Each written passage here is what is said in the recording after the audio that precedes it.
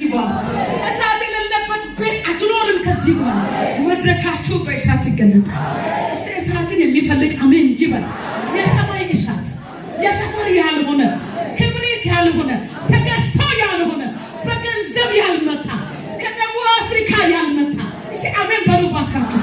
እሳት ከዚህ ከተማ በእናንተ ውስጥ እንደገና ይነዳል። እስቲ አሜን በሉ። እዚህ ውስጥ እኮ ድሮ ትንቢት የምትናገሩ ነበራችሁ፣ አሁን ማትናገሩ። ከዚህ በፊት እኮ እናንተ ስታልፉ አጋንንት ጮሆ እየወጣ አገልግሎት ተጀመራችሁ ነበራችሁ እዚህ ያላችሁ ሰዎች። ዛሬ ግን ማታገለግሉ ከዚህ ቀን ጀምሮ እሳቱ ይመለስናል።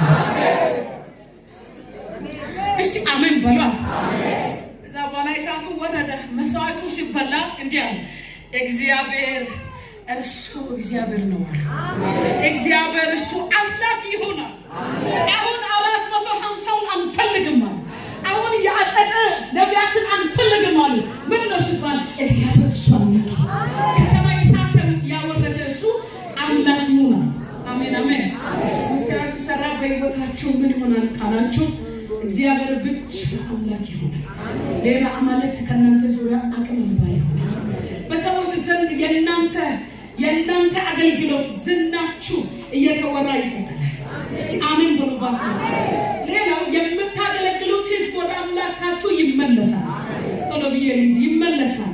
ቁጥር 21 ላይ ታያላችሁ። እስከ መቼ ድረስ በሁለት ሀሳብ ታነግሳላችሁ ብሎ ስል ምልክት የፈለጉ ሰዎች ሁሉም ወደሱ ተመልሰዋል። የእግዚአብሔር ሰዎች ከሆናችሁ አሜን በሉ። እንዲህ ብለው ተናገሩ እኮ የእግዚአብሔር ሰዎች እንደሆናችሁ የተገለጠበት መንገድ አለ።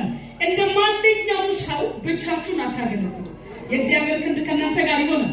ሲጨርስ 38 ላይ የእግዚአብሔር እሳት ምን ሆነ ይችላል? ወደቀች። ቅድም ነግሬያችኋለሁ። የእግዚአብሔር እሳት ከአገልግሎታችሁ ፊት ትወጣለች። አሜን አሜን አሜን አትሉም? 39 ለራሱ ታነባላችሁ፣ ለራሳችሁ ታነባላችሁ። 39 ላይ እንደዚህ ይላል በሕዝቡ ዘንድ የእግዚአብሔር ፍርሃት ወደቀባቸው። አሜን።